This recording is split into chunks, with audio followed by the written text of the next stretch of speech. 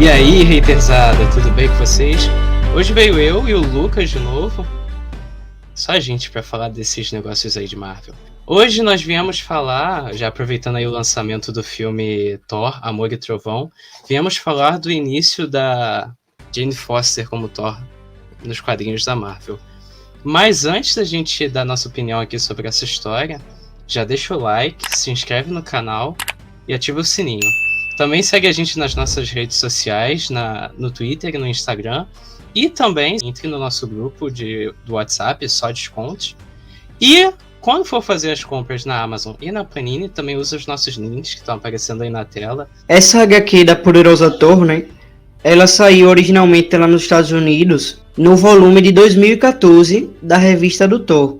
Ela se passa após a revista Thor God of Thunder, que é a revista que saiu a saga do Carniceiro dos Deuses, que é a história que a gente falou no vídeo anterior, que vai aparecer aí nos cards. Nessa história tem um mistério, porque aparentemente o Nick Fury falou alguma coisa no ouvido do Thor que o tornou indigno de carregar o Mjolnir.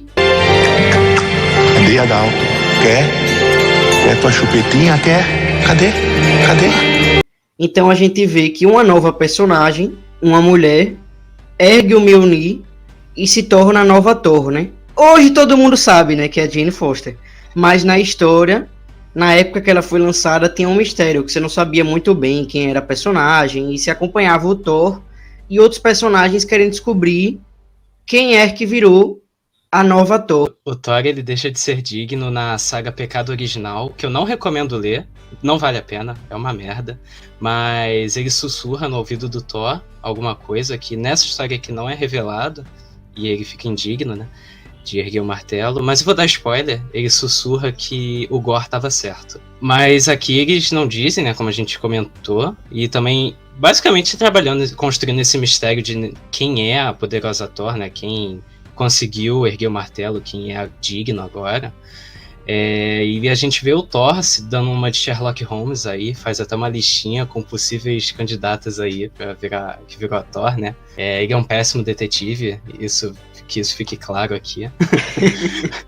Mas a história é muito legal, que começa com um conflito, né, da Roxxon contra o Malekith, que fez uma aliança com os gigantes de gelo, que eles estão procurando o fóssil, né, do antigo rei do gigante gelo. O crânio do Loki, que é o pai do Loki, né?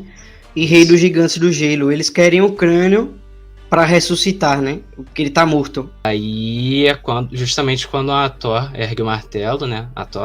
A personagem, né, que virou a Thor ergue o martelo, assume o manto. E aí esse primeiro arco, assim, é basicamente ela enfrentando esse conflito. E aí tem uma reviravolta no meio, assim, da história, envolvendo a Roxxon e o Malekith, né, que os gigantes de gelo são derrotados, aí o Malekith se alia a Roxxon. Aí tem uns mistériozinhos aí, umas motivações dos dois, mas eu acho que o foco principal da história é diferente do Carniceiro dos Deuses. Aqui é a protagonista mesmo, né, eles tentam trabalhar toda a mitologia dessa nova Thor que surgiu, e principalmente da relação dela com o Odinson, né, que ele não é mais o Thor, agora ele só é chamado de Odinson.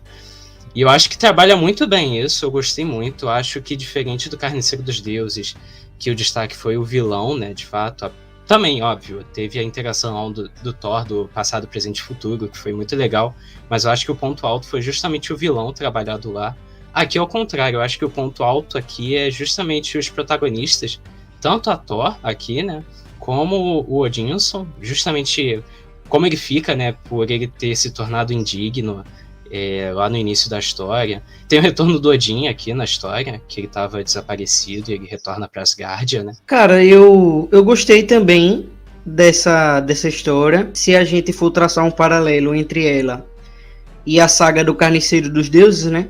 Eu acho que a saga do Carniceiro dos Deuses é uma história que é mais coesa, assim, né? Eu acho que essa história tem algumas irregularidades, assim, maiores. Por exemplo, eu acho que a questão do antagonismo ficou muito jogado, muito mal desenvolvido, a questão dos antagonistas. Eles tentam colocar na história 3 antagonistas. O Malekith, o Dario Agers, que é o líder lá da corporação Roxxon, e o Odin. Só que acaba que o Odin acaba virando a maior ameaça dentro da história, né? E os outros dois ficam meio de lado. Seria melhor, tipo, desenvolver um único antagonista bem. Mas, cara, é muito bom, é muito divertido esse quadrinho. Várias cenas de lutas, assim, muito legais. Eu gosto muito no final, quando eles reúnem aquele exército só de personagens femininas, assim, da Marvel. É uma história que tem um subtexto muito grande sobre machismo. Tudo que acontece na história, você vê que o subtexto que o Jason Aaron tá querendo falar do machismo, né? Principalmente quando você vê a relação do Odin com a Freya, né? Da questão até que você citou da falta de foco em um antagonista, né? Eu também senti isso. Eu acho que deixou muito a desejar nesse ponto. Porque foi justamente o que você falou, né? Que uma hora foi o Gigante de Gelo lá no início. E eles já foram muito secundários. Eu achei que eles teriam um papel mais relevante na história. Até porque eles estavam em busca do crânio, né? Do rei falecido deles.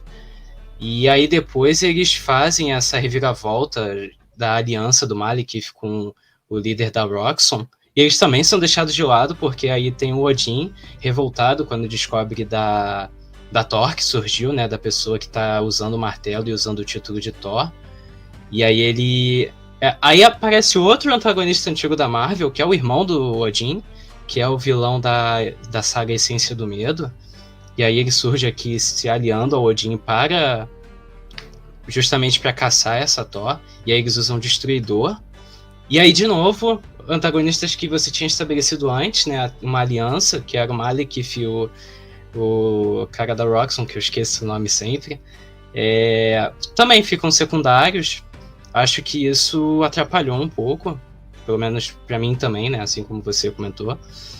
Mas foi o que eu falei, eu acho que assim, o foco da construção da Thor, né, eu acho que valeu, acho válido isso, mas do Odin é muito o que ele faria, né, é aquela questão do orgulho lá do homem, né, o filho dele era o poderoso Thor, então acho que foi coeso, só mesmo dessa questão deles terem apresentado outros antagonistas antes, acho que não precisava.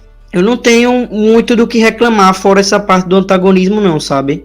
Uhum. Que eu achei ela muito bacana de ler, muito divertida. O texto muito ágil. Ela é muito dinâmica, assim, né? Os textos, eles não são longos, mas também não são muito curtos. Eu acho que eles são perfeitos, assim, eles estão no ponto. Só teve uma edição, assim, que eu não gostei, que foi a edição 5, que até muda o desenhista, porque é o Dauterman nas outras.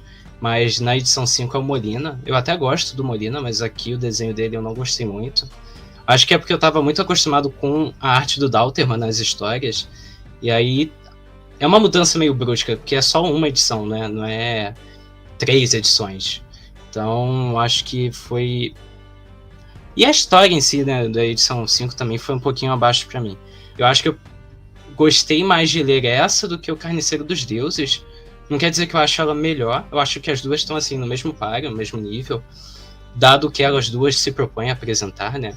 Como eu falei lá no vídeo do Carniceiro dos Deuses, eu não gosto do Thor, nem um pouquinho, então acho que assim, a mudança de personagem eu acho que foi muito positiva, que a Jane Foster como Thor, né, eu gostei muito, eu já li outras histórias com ela. O Thor aqui tá melhor também, porque parece o Thor do MCU até, né, que não é aquele cara todo sério lá, igual o Thor do Carniceiro dos Deuses do presente. Fecho com a mesma nota do Carniceiro dos Deuses, eu fecho com 8,5, mas como eu falei, eu gostei mais de ler essa, só que eu entendo que as duas estão no nível de qualidade muito parecido. Apesar dessa história e do Carniceiro dos Deuses, né, terem sido escritas pelo mesmo autor, pelo Jason Aaron, são propostas muito diferentes uma da outra, né? E eu concordo muito com você quando você falou que esse Thor dessa história aqui lembra o Thor do MCU. Eu concordo com o Dani, eu acho que essa história é mais leve, é mais divertida do que aquela. Porém, eu acho aquela história melhor, que eu gosto muito do antagonista, eu gosto muito do Gorr e dessa questão, assim, sempre essa temática de serial killer e tal, e naquele caso serial killer de deuses, né? Sempre me atrai a atenção, é sempre uma coisa que eu gosto de ver, né, em obras da ficção. Se aquela eu dei nota 9, essa eu dou nota 8, velho. E o próprio texto que encerra a história eu acho legal, no final, quando revela na última edição, na 8ª edição, que a nova Thor é a Jane Foster, né? Ela está sendo digna do Mjolnir, porque no momento ela está sendo mais humilde, ela está sendo mais humana do que o Thor. Ela sabe o que os seres humanos que sofrem sentem, né? E ela está disposta a morrer pela humanidade, né? Ela está disposta a viver humildemente, a sofrer no lugar dos outros seres humanos, né? Aí faz esse paralelo legal, assim, com essa questão de Jesus Cristo e tal. Eu achei muito bacana a forma como Jason Aaron encerra essa história, sabe? Sim, não, foi muito bonito mesmo. Acho que pra época, pra quem tava lendo na época, né, pegando mensalmente, eu acho que deve ter sido muito impactante ter a revelação, até porque tem uma cena anteriormente, né, que é justamente quando o Odinson tá investigando lá pra tentar descobrir quem é a Thor, e ele vai conversar com a Jane, né, que ela tá com câncer, e aí ela tá sendo tratada em Asgard. Por algum motivo não tá tendo evolução, né, ela não aceita os tratamentos de Asgard, né, com magia, ela quer se tratar através da quimioterapia, só que não tá tendo o progresso que deveria. Então você descobre o porquê no final, né, então acho que é bem impactante. Eu gostei muito da reviravolta, apesar de eu já saber, né, mas eu acho que foi extremamente positivo essa decisão de tornar ela a Thor, né, e toda a motivação dela. Eu acho muito, muito digno. Essa aqui, diferente do Carniceiro dos Deuses, ela não se encerra aqui, né.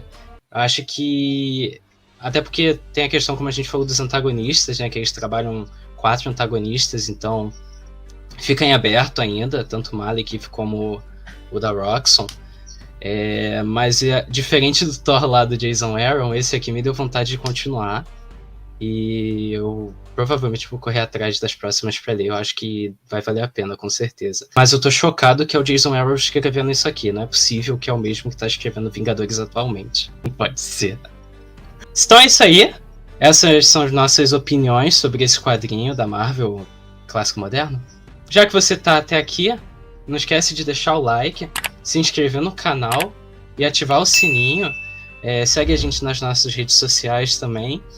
E caso você faça compras na Amazon ou na Panini, usem o nosso link, que vai estar aparecendo aí na tela. E é isso aí. Nos vemos no próximo vídeo. Vai ter review de Thor, Amor e Trovão, então já ativa o sininho para você receber as notificações quando sair o vídeo. E é isso aí. Valeu.